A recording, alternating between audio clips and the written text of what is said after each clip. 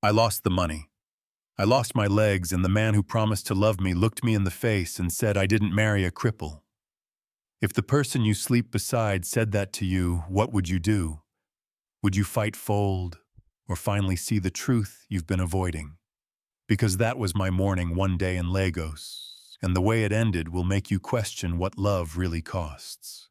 My name is Adora Obialo, only child of Chief Obialo, the man people still call the architect of impossible things. He built an empire out of grit and handshake deals that turned into skylines, and when he died, the streets of Victoria Island slowed down to make room for the drums. Black lace, gold embroidery, Rolls Royces like a parade of quiet thunder.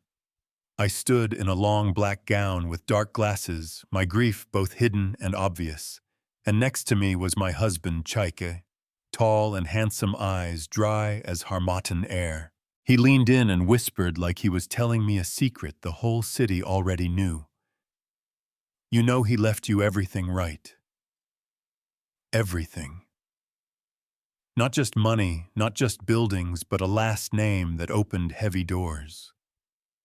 I nodded, but my mind was somewhere else, counting how every face around me had already changed.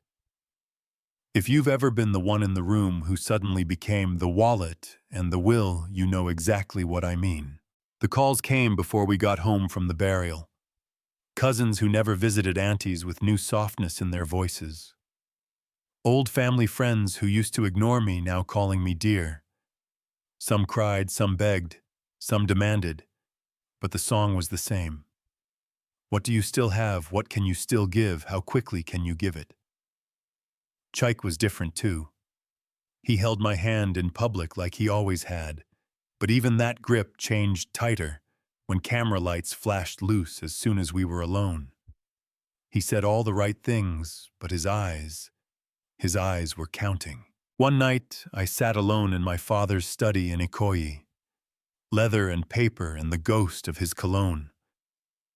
I looked at his picture and whispered, "They only loved you for your money. Now they want to love me the same way." A thought crept in, quiet but stubborn. What if the money wasn't there? What if I lost it all? Who would still stand beside me?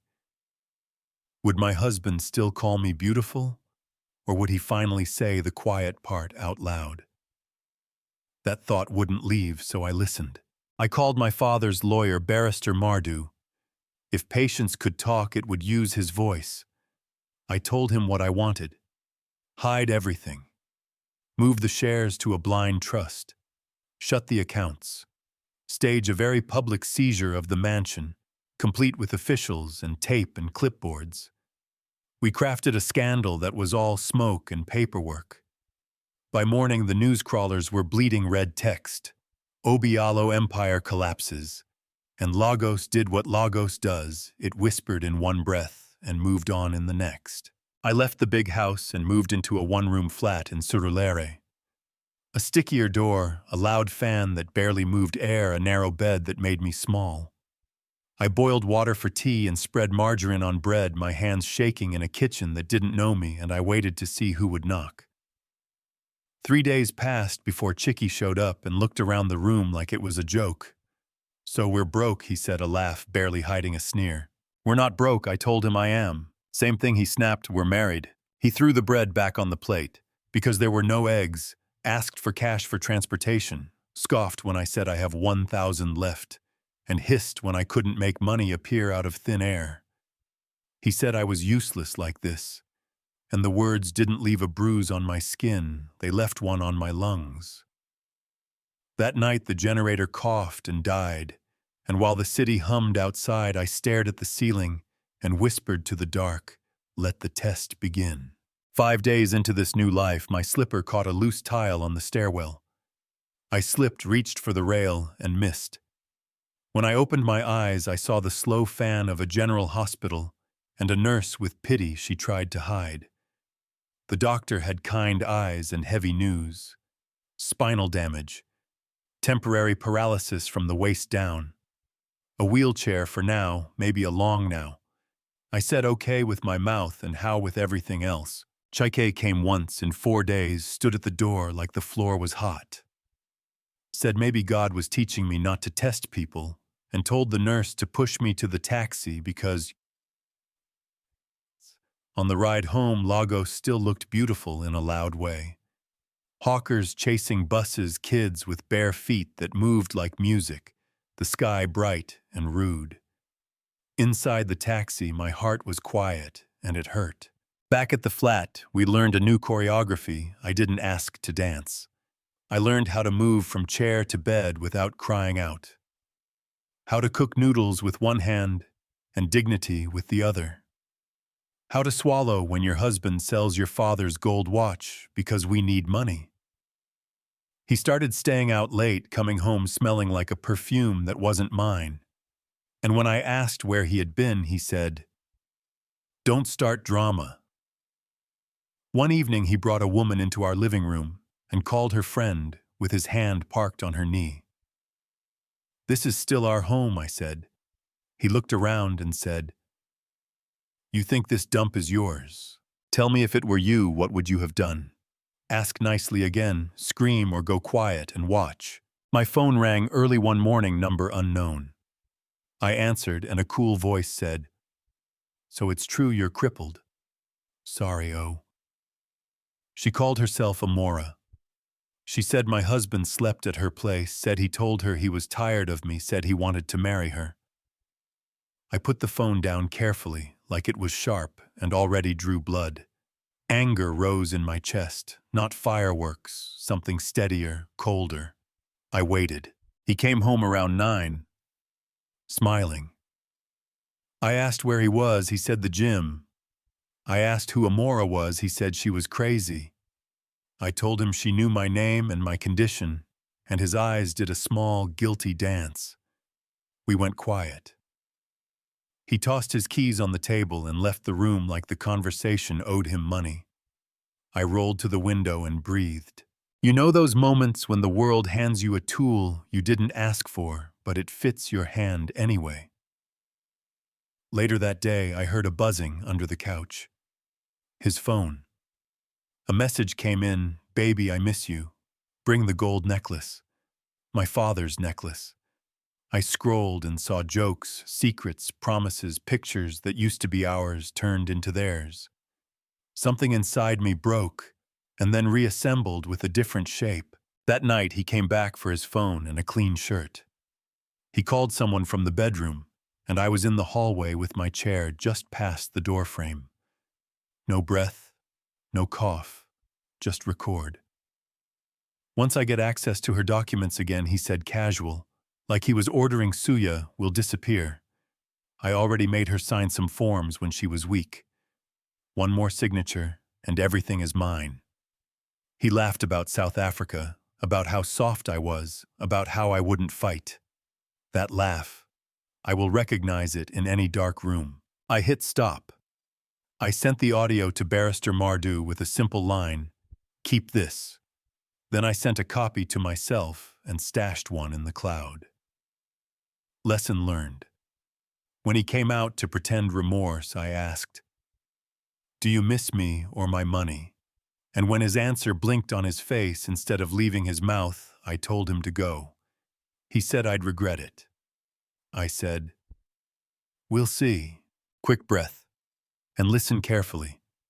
Stick around, because what happened next will blow your mind. I invited the family to Heritage Suites in Ikoyi, a private room that smelled like polished wood and expensive quiet. My uncle and his agbada, my cousin with indoor sunglasses, my aunt with a handbag that could pay a semester, and finally, cheeky late cologne loud, watch louder. I didn't stand to greet them.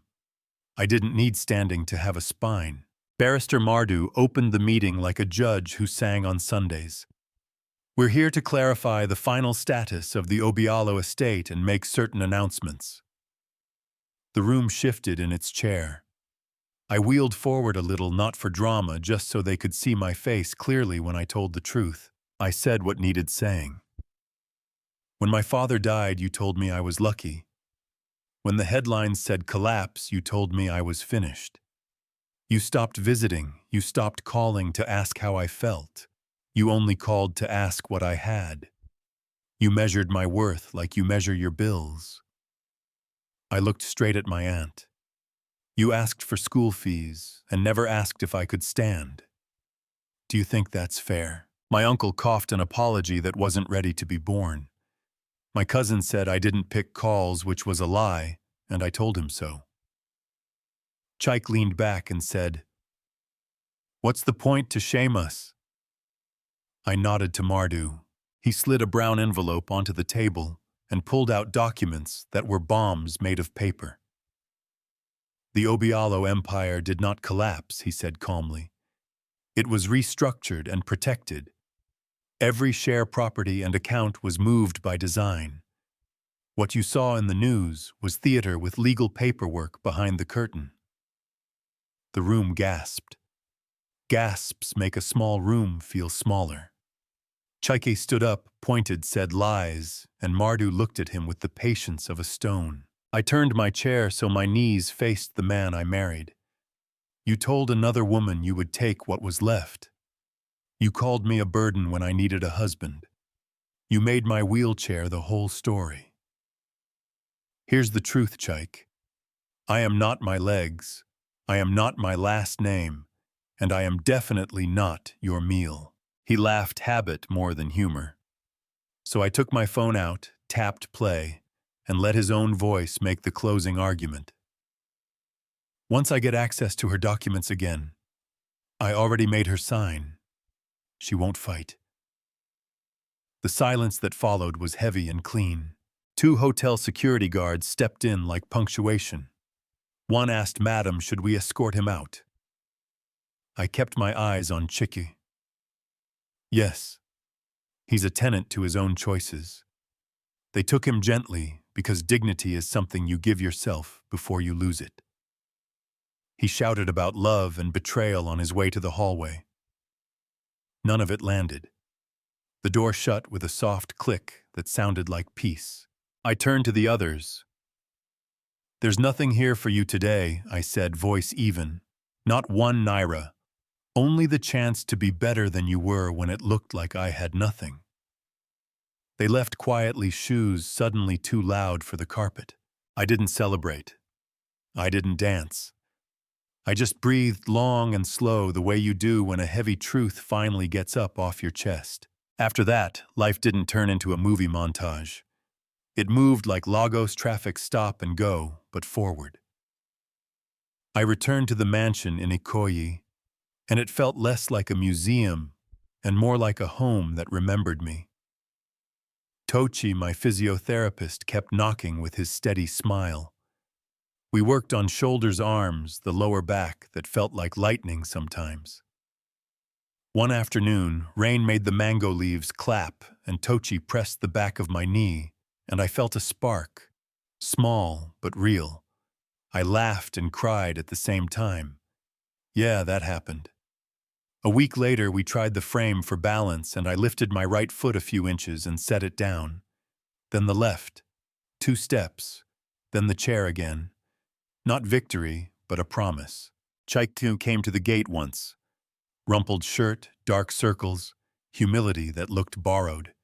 He asked to speak, and I said yes, because closure isn't a gift for him, it's a door for me. He apologized without bargaining. And for the first time since everything broke, I believed he understood the person he became. I forgave him because I didn't want to carry a weight he was already wearing. But forgiveness is not the same as return. He left with his apology, and I stayed with my boundaries. Now here's the part that might spark a fight in the comments, and I'm ready for it. Was I wrong to test the people around me by hiding my wealth? Did I engineer a trap and then judge everyone who fell into it? Or did I just remove the music and watch who still danced? We talk about unconditional love all the time, but most of what people offer is subsidized love, love that depends on how easy you are to carry. When my legs stopped carrying me, I learned what I weighed to a man who loved my last name. When my bank account went quiet in public, I learned what my voice sounded like to relatives who wanted to count my coins. The test didn't make them who they were, it introduced them to me without their costumes. So let me ask you directly, because I want to hear your truth. If it were you, would you have done what I did? Do you think that's fair? Would you ever run a test like this, or did I cross a line that love shouldn't cross? And bigger than me, what does loyalty look like when money and health and status don't show up? What do we owe one another when real life, the stubborn kind, walks into the room and sits down without asking? Thank you for staying with me. If this story pressed something in your chest, say it. Was I right, wrong, somewhere in between? Drop your take. Share the video with someone who needs a reminder that storms don't just strip roofs, they reveal foundations. Tell me where you're watching from, drop your flag, and if you've ever been tested by love or life, tell us what the test taught you. Like and subscribe if you want more true stories told, the way they happened, messy and real, with just enough light to see the next step. I'll be in the comments, reading, learning, answering, and yes, still breathing in a room that finally belongs to me.